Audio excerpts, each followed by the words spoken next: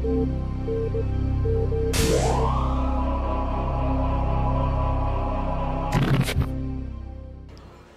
and welcome to E3 2010. This is Patrick Roanhouse with Plan8. I'm here with Tom Rigas from Zipper Interactive to talk about the new SOCOM 4 for the PlayStation 3. So, Tom, tell us a little bit about the game, and it's a Move title as well, correct? That's correct. SOCOM 4 is really an extension of what the SOCOM franchise has always been about. SOCOM for us has always been, the key pillars of the title basically have always been authentic combat, team-based gameplay, and innovative and really fun multiplayer action. So what we've done is taken all that and used the power of the PS3 to bring it up to modern day.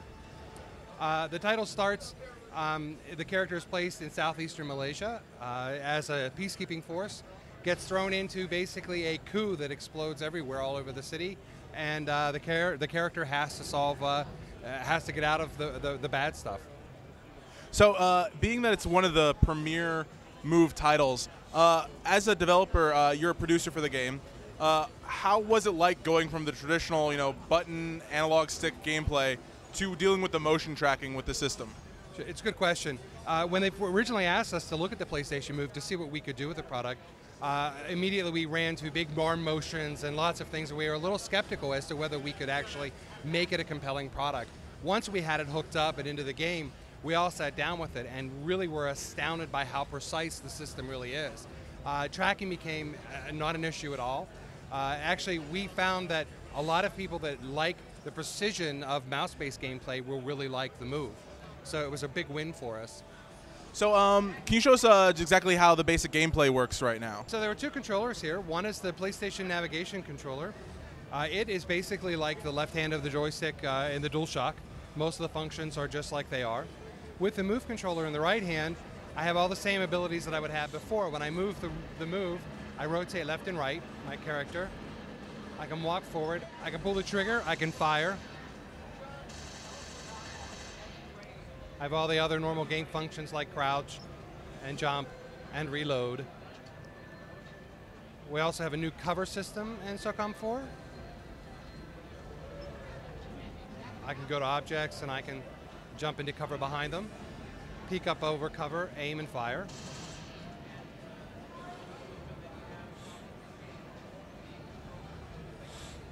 I have teammate control. I have two squads of teammates here.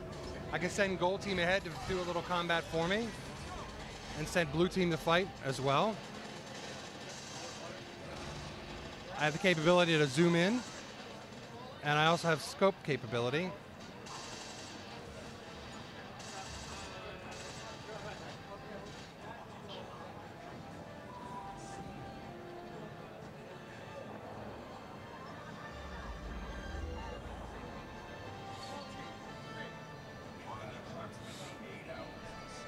Now, when it comes to developing with the game, as you said, it's an interesting move over. You're saying it's very similar to the mouse.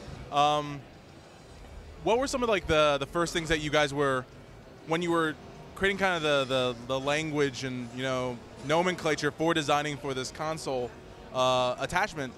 What were some of the first things that surprised you, and what were the first things that you requested Sony saying, hey, maybe you might want to add these kind of features to it? So the first thing that surprised us was the precision of the controller. We were used to other wand-based games, and really the lack of precision is a blocker to being able to really feel engaged with the game.